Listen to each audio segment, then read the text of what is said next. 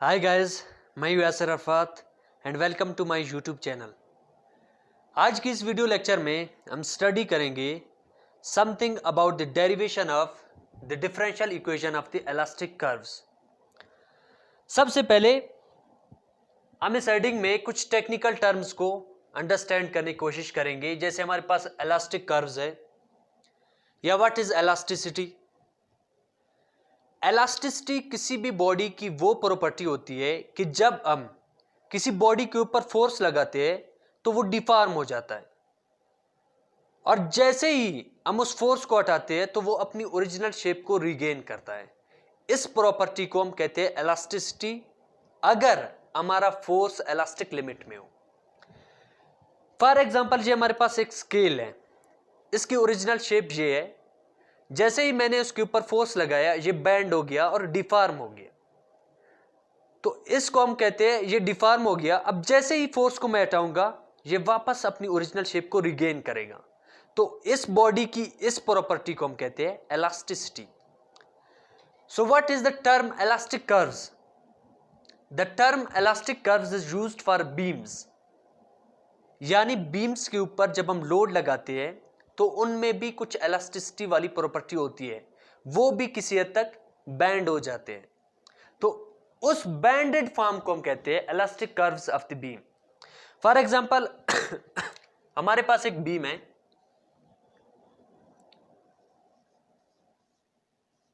Simply supported beam है, इसके ऊपर लोड W एक्ट कर रहा है। तो इस लोड W की वजह से ये बॉडी कुछ इस तरीके से डिफॉर्म हो जाएगा बीम। तो बीम की इस डिफॉर्म फॉर्म को हम क्या कहते हैं? Elastic curve of the beam, जो कि कर्व की फॉर्म में है। अगर मैं इसे एक सिंगल लाइन से शो करूं तो कुछ इस तरीके से दिखाई देगा, यानी this is elastic curves of the beam. और यहां पर एक और कंसेप्ट को अंडरस्टैंड करने की कोशिश करेंगे जो कि आगे जाके हमारे डेरिवेशन में इस्तेमाल होगा। जब भी हम किसी बीम के ऊपर लोड लगाते हैं तो इंटरनली उसके अंदर क्या चेंजेस आते हैं। जैसे कि अगर मैं डिफॉर्म फॉर्म में से ये वाला पोर्शन अगर जूम करके दिखाऊं तो ये कुछ इस तरीके से दिखाई देगा। तो यहां पर हम देख सकते हैं कि जो अपर पोर्शन है हमारे पास वो कंप्रेस हो गया है, और जो लोअर पोर्शन है वो थोड़ा सा एक्सटेंड हो गया है। तो जो अपर पोर्शन होता है वहां पर कंप्रेसिव स्ट्रेसेस एक्ट करते हैं और वहां पर कंप्रेशन होता है, और जो लोअर पोर्शन होता है यहां पर टेंसाइल स्ट्रेसेस एक्ट करते हैं और टेंशन की वजह से ये थोड़ा एक्सटेंड हो गया है। लेकिन यहां पर इंटरेस्टिंग पॉइंट ये है कि इस बीम के मिड पे एक ऐसा प्लेन है जिस पर इस लोड का कोई इफेक्ट नहीं होता, वो एज इट इज रहता है। इस वजह से इस प्लेन को हम कहते हैं न्यूट्रल प्लेन, या इसको न्यूट्रल जोन भी आप कह सकते हो, या बीम एक्सिस भी हम इसे कहते हैं। इस पर कोई इफेक्ट नहीं होता इस लोड का। अब हम आते हैं अपने ओरिजिनल फिगर की तरफ। हमने यहां पर एक कैंटिलीवर बीम को शो किया हुआ है। लेट अस कंसीडर करते हैं इस बीम के ऊपर अपवर्ड पोर्शन में एक फोर्स लगाते हैं जिसकी वजह से ये बीम अपवर्ड डायरेक्शन में मूव करेगा और डिफॉर्म हो जाएगा। और यहां पर हम एक पॉइंट ए लेंगे जिसका ओरिजिन से डिस्टेंस x के बराबर है। चूंकि ये बीम फोर्स की वजह से डिफॉर्म हो गया है तो इस पॉइंट ए का जो पोजीशन है वो यहां से चेंज होके यहां पर चला गया, जिसको हमने ए डैश का नाम दिया। अब ओरिजिन से लेकर ए डैश तक का डिस्टेंस भी हमारे पास एक्स के बराबर है। हम कहते हैं ये डिस्टेंस चेंज नहीं होगा। इसके पीछे 3 काजेस है क्यों ये डिस्टेंस चेंज नहीं होगा। पहला काज ये है कि जो पॉइंट ए हमने लिया है वो न्यूट्रल जोन पे लिया है, न्यूट्रल एक्सिस पे लिया है, बीम एक्सिस पे लिया है। तो हमने यहां पर कहा कि जो लोड होता है, लोड का इफेक्ट बीम के एक्सिस पे नहीं होता, इस वजह से इसका लेंथ सेम ही रहेगा। दूसरी बात यह है कि जो हमारे पास बीम आपके सामने है, इस पर कोई लॉन्गिट्यूडनल एक्सिस पे कोई स्ट्रेस एक्ट नहीं कर रहा है, कोई भी फोर्स नहीं लग रहा है, जिसकी वजह से there will be no change in length in x direction. तीसरी कंडीशन ये है कि जो हमारे पास प्रैक्टिकली जो बीम्स होते हैं वो इतना डिफ्लेक्शन शो नहीं करते हैं जितना हमने यहां पर डायग्राम को एग्जैगरेटेड शो किया है। वैसे जब हम बीम पर लोड लगाते हैं तो वो 0.5432 इतने डिग्रीज में वो डिफ्लेक्ट अप या डाउन होता है। तो ये बहुत छोटा सा डिफ्लेक्शन होता है, इतना बड़ा डिफ्लेक्शन नहीं होता। इसी वजह से जो एक्स एक्सिस की लेंथ होती है वो हम उसे कंसीडर करते हैं कि सेम ही रहता है, चेंज नहीं होता। अब कंसीडर करते हैं, हमने एक और पॉइंट लिया यहां पर जिसको मैंने पॉइंट बी का नाम दिया, और हमने कहा पॉइंट ए से पॉइंट बी तक का जो डिस्टेंस है वो dx के बराबर है। अब डिफॉल्ट फॉर्म में ये बी पॉइंट यहां से यहां पर चला गया, तो इसको मैंने बी डैश का नाम दिया। अब वही थ्री कंडीशंस की वजह से ए डैश और बी डैश के दरमियान जो डिस्टेंस होगा वो भी हमारे पास dx ही होगा। सो अब व्हाट इज डिफ्लेक्शन? डिफ्लेक्शन यही चीज होता है कि बीम के ऊपर जब लोड लग गया तो वो कितना अप हो गया। अब उसको हम यहां पर शो करेंगे कि पॉइंट ए को हमने देखा, ए से मूव कर चुका है ए डैश तक, तो वाई एक्सिस में जितना डिस्टेंस कवर कर चुका है इसको हम कहते हैं v, और v is what? v is the deflection of the beam. इसको पॉजिटिव डिफ्लेक्शन कहते हैं क्योंकि ये पॉजिटिव वाई एक्सिस में मूव कर चुका है। अगर नेगेटिव वाई एक्सिस पे मूव करे डाउनवर्ड बीम तो हम उसको नेगेटिव डिफ्लेक्शन कहते हैं। अब ए पॉइंट ए मूव कर चुका है ए डैश तक, तो बी की डिफ्लेक्शन कितनी होगी? dx पे हमने जो दूसरा पॉइंट लिया है वो कितना डिफ्लेक्ट होगा? तो यहां से यहां तक का जो डिस्टेंस है वो हमारे पास v के बराबर है, और यहां से यहां तक का जो डिस्टेंस है ये हमारे पास dv के बराबर होगा। अब हम अपने काम की चीजें यहां से निकालेंगे। तो मैंने इस डायग्राम को यहां से कट किया और इस वाले पोर्शन को मैं यहां पे ड्रा करूंगा, आप लोगों ने गौर से देखना है। ए से बी तक का डिस्टेंस मैंने इसको थोड़ा सा बड़ा करके यहां पर शो किया। ये पॉइंट ए था, ये पॉइंट बी था, और इनके दरमियान डिस्टेंस dx था। फिर यहां पर कुछ नहीं है, यहां से यहां तक का डिस्टेंस, इस ट्राइंगल की बात कर रहा हूं, अभी मैं इस ट्राइंगल को बनाने वाला हूं, इसकी मैं बात कर रहा हूं। तो यहां से यहां तक का डिस्टेंस ये आपके पास ए डैश है, और ये वही कर्व्ड लाइन है।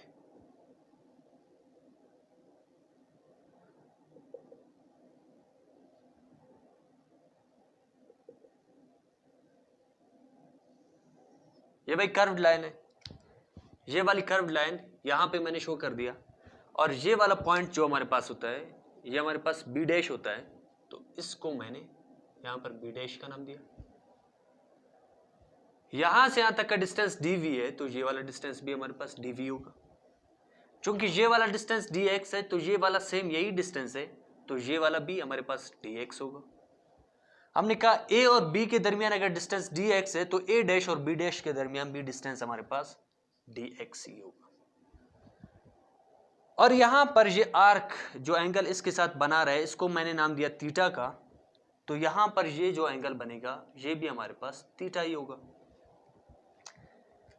And what is this? This is a curve, और कर्व जब भी आपके सामने नजर आता है वो एक सर्कल का पार्ट होता है।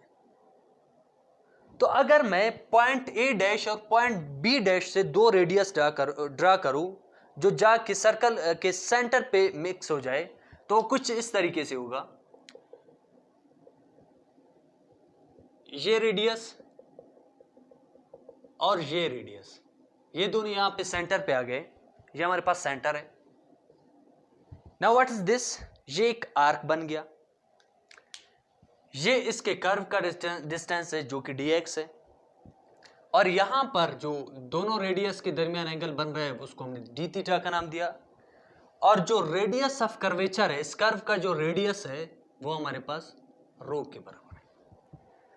तो इस डायग्राम में जो कुछ बेनिफिट के हमारे काम की चीजें थे वो एक ट्राइंगल था और ये आर्क था, उन दोनों को मैंने जूम करके वाजे करके उधर ड्रा किया। अब इन्हीं दो डायग्राम से हम the derivation of the differential equation of the elastic curve prove करेंगे।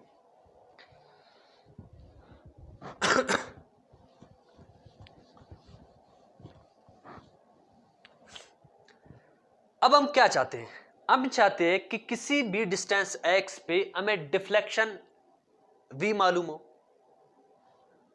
तो इसके लिए हम इन दोनों के दरमियान एक रेशो कायम करना चाहते हैं जो परपेंडिकुलर और हाइपोटेन्यूस dx और dx सेम है। तो साइन थीटा का यूज करके हम क्या कहते हैं कि साइन थीटा जो हमारे पास होता है वो परपेंडिकुलर और हाइपोटेन्यूस के दरमियान रेशो होता है। तो sine theta is equal to perpendicular upon hypotenuse. Perpendicular हमारे पास यहां पर dv के बराबर है और जो हाइपोटेन्यूस है वो dx के बराबर है। अब हमने पहले भी बताया था कि जो डिफ्लेक्शन होती है वो बहुत ही स्मॉल होती है, तो एंगल भी बहुत ही स्मॉल बनेगा। और जो साइन थीटा होता है वो 90 पे मैक्सिमम डिग्री देता है और 0 पे उसकी वैल्यू 0 होती है। तो यहां पर भी हम कहते हैं कि जो हमारा एंगल बनता है वो भी 0 के अप्रोक्सीमेटली इक्वल होता है। तो इसी वजह से हम कहते हैं since the angle is theta is approximately equal to 0, therefore the sine theta becomes equal to theta. कैसे? अगर मैं एक टर्म लूं, एक एंगल लूं 0.3 डिग्रीज, तो इसका एंगल का जवाब साइन थीटा का जवाब भी 0.3 ही होगा। तो यहां पे मैं साइन थीटा को रिमूव करूंगा और जस्ट थीटा लिखूंगा। Theta is equal to dv over d of x। इसको मैंने इक्वेशन नंबर 1 का नाम दिया। अब यहां पर जो आर्क बन रहा है, हमने मैट्रिक में ये रिलेशन पढ़ा था s equal to r theta. s is what? Length of the curve, r is what? Radius of the curvature, and theta is what? दोनों रेडियस के दरमियान जो एंगल बन रहा है वो हमारे पास थीटा है। तो s यहां पे dx के बराबर है, r हमारे पास रो के बराबर है, एंड जो थीटा है वो d थीटा के बराबर है।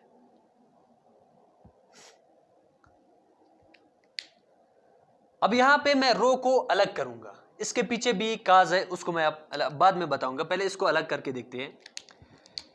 1 upon rho is equal to, ये रो उस तरफ मल्टीप्लाई और उस तरफ डिवाइड हो गया, dx यहां पर 1 के साथ मल्टीप्लाई हो रहा है तो उस तरफ जाके डिवाइड हो गया। अब ये जो थीटा है इसकी वैल्यू यहां पर फाइंड आउट है, तो इस थीटा के बजाय मैं ये वैल्यू, इस थीटा के बजाय ये वाला वैल्यू पुट करूंगा। 1 upon rho is equal to d theta की जगह पर dv over dfx and dx। और अगर मैं इसको सिंपल करके लिखूं तो 1 upon rho is equal to d का स्क्वायर v ओवर dx का स्क्वायर। जब हम फ्लेक्सर फार्मूला की डेरिवेशन कर रहे होते हैं तो वहां पे एक स्टेप आता है, वहां पे एक कैलकुलेशन हम डिराइव कर चुके हैं पहले से ही कि 1 upon rho is equal to m over E I. यहां पर E is what? Elasticity, and I is moment area.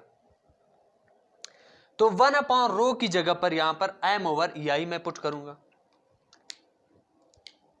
m over E I is equal to d square v over dx square.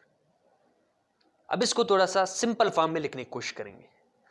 हमने FSc में पढ़ा था कि f का double dot का मतलब ये होता है कि डबल डेरिवेटिव ऑफ f, या f डबल प्राइम का भी सेम मतलब होता है। तो यहां पर d square v upon dx का स्क्वायर मतलब यही है कि डबल डेरिवेटिव ऑफ v। तो क्या मैं इसको इस फॉर्म में लिख सकता हूं?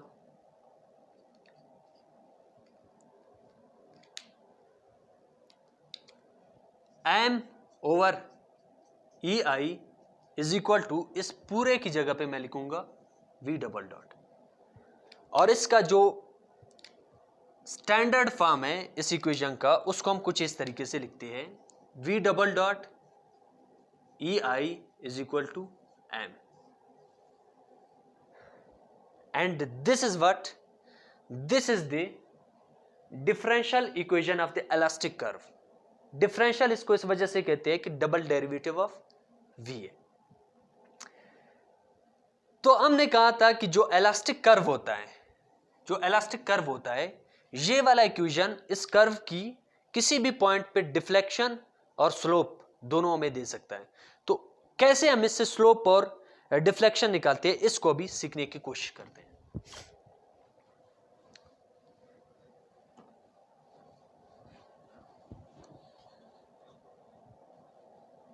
ये वाला equation E I v double dot is equal to M. अच्छा, एक और बात, यहां पर जो ई आई है वो हमारे पास कांस्टेंट्स है, इलास्टिसिटी और मोमेंट एरिया दोनों कांस्टेंट्स है। क्यों?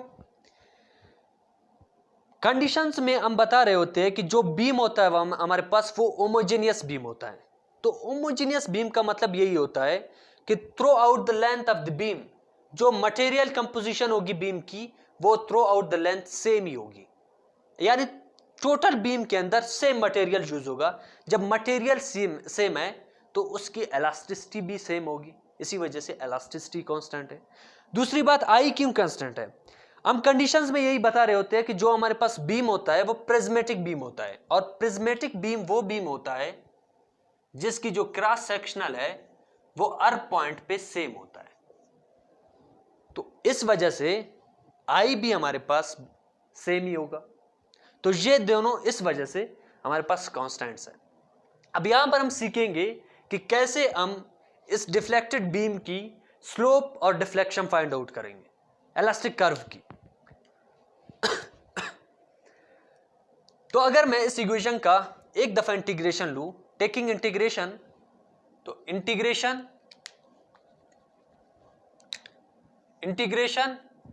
ई I v double dot is equal to integration M d f x, यहां पे भी डी एफ एक्स आएगा। ई आई कॉन्स्टेंट्स है, इन पर इंटीग्रेशन का कोई इफेक्ट नहीं होता, ई आई बाहर निकल गए। Integration of v double dot, जब आप वी डबल डॉट का इंटीग्रेशन लोगे तो जस्ट वी डॉट बचेगा, एक डॉट खत्म हो गया, एक डेरिवेटिव कैंसिल हो गया इंटीग्रेशन की वजह से, और यहां पर integration of M d f x. And remember, FSc में हमने एक चीज स्टडी किया था कि किसी भी इक्वेशन का आप जब फर्स्ट डेरिवेटिव लेते हो that gives the slope of that equation. तो यहां पे भी हमारे पास जो ये इक्वेशन है इसमें v का सिंगल डेरिवेटिव है, फर्स्ट डेरिवेटिव है। तो what is this? This equation represents the slope of the elastic curve. जो हमारे पास इलास्टिक कर्व होता है उसके ऊपर जो स्लोप होता है, ये स्लोप ये वाला इक्वेशन रिप्रेजेंट कर रहा है।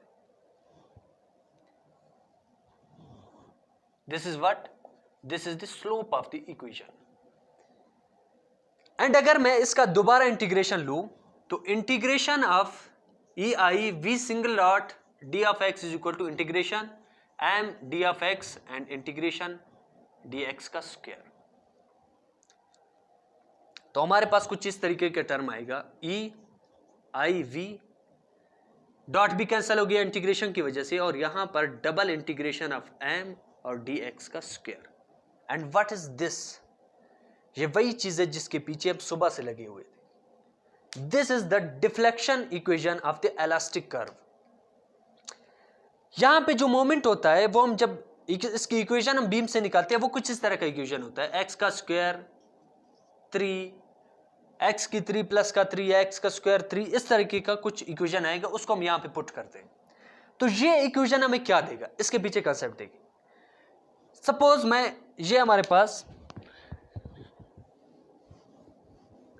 इस बीम का ये हमारे पास क्या है, एक डिफ्लेक्टेड फॉर्म, और ये डिस्टेंस x क्या होता है, ये वाली डिस्टेंस को शो कर रहा होता है।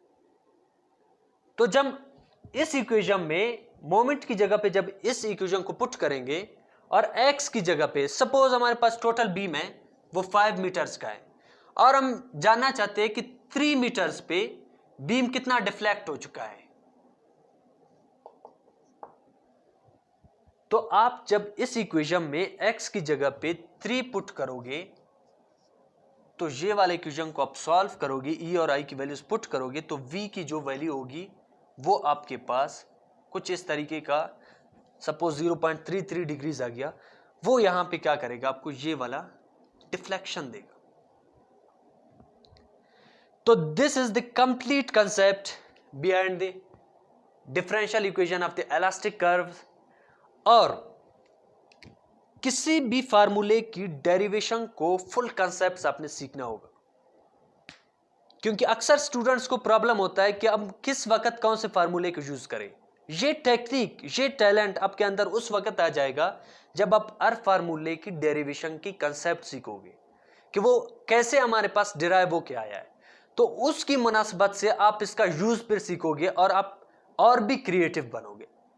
तो आज की वीडियो लेक्चर में इतना ही काफी। मिलेंगे नेक्स्ट वीडियो में। Thank you.